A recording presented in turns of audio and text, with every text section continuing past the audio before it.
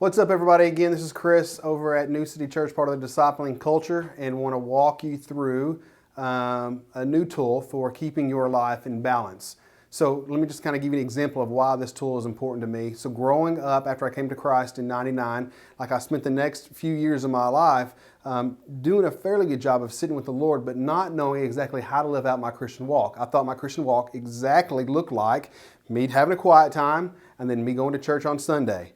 And I knew inside that I had a very low level of love for lost people, but I didn't know how to get over it or fight through it. I knew what I liked to do is I liked to spend time with the Lord, and I liked Him being a part of my life, and I liked being with other Christians, and that's what I liked, all right? And so I was part of a church that kind of was rolling through that same idea, but I never knew how to keep my life in balance or where I was out of balance. And so, again, Mike Breen teaches us this quick thing in Luke chapter 6. You can read it. It starts in verse 12.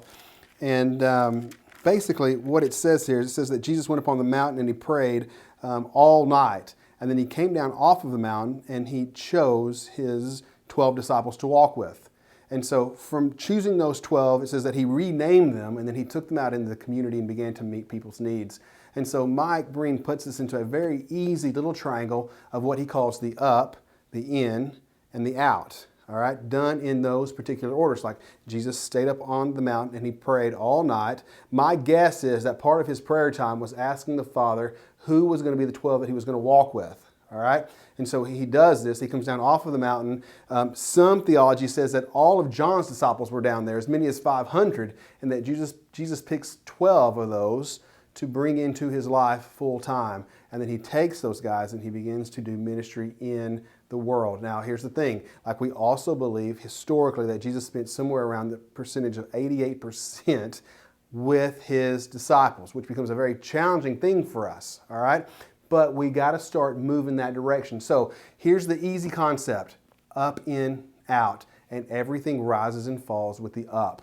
All right, and so it's taking your disciples and training them on how to spend time with the Father. So for example, one guy I was discipling, I showed him this, and a week later he stayed up all night with the Father. He got up at 10 o'clock at night, and he stayed up all night, and he prayed from 10 until 6 a.m. And you know what? It blew my mind. And so the next time he did it, he invited me to come along with him, and so I did it with him. And now it's kind of become part of a regular process of my life, because the first time it scared me, and then the second time I realized, hey, I kind of enjoy doing this. And so just sitting with the Father, learning to sit with Him and let Him speak into you, and then taking that and letting it drive your relationships with each other. So in discipleship group now, what I've learned is I let the up drive the in. So there is no radical in if there's nobody sitting with the Father, because it's the Father who leans on people. He pushes them, He's perfect at pushing both grace and truth at them. And so when He does that, when people are reading the Word and experiencing the Word together, it drives the in and causes people to transform. It causes change in them. So just last night, we're simply in John 1 through 5. We're just unpacking 1 through 5 using a tool of the precept upon precepts. And what came from that was we had people there were we are in conflict with our neighbors, that we went over to their house and apologized. And another guy says, here's the deal. I want to be a reflection of who God is, because He came so far to chase me. And so when all my friends went to the bar, I chose not to drink, not because I think it's wrong, but because I want to be a witness to them. I care more about them than I care about me, because it's what I see the Father doing towards me. And the list went on and on and on. And it was like light bulbs. The up was driving the radical in, which was pushing them to do radical out on their own. And I'm just a simple bystander, just bringing all this in. And when Jesus says that He came to give you life and give it to you to the fullest, that's what it looks like. These guys were we can't believe how good we feel. And I'm standing on the sideline going, I can't believe how good it feels just to simply watch this. And it's awesome. And so, man, I would always ask you to challenge yourself, challenge your discipling group, in the up, the in, and the out, where are they weak? That's what we did. We said, hey, in the up, in, and out, where are you weak? And inevitably, everyone in the room said, we're all weak in the up. And so we went to work in the up.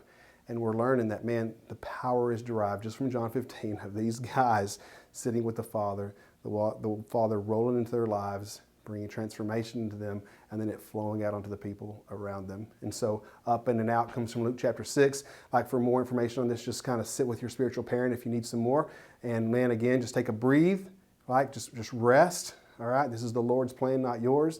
He simply just called you into this to be his hands and feet for his flock. And so stay calm and disciple on.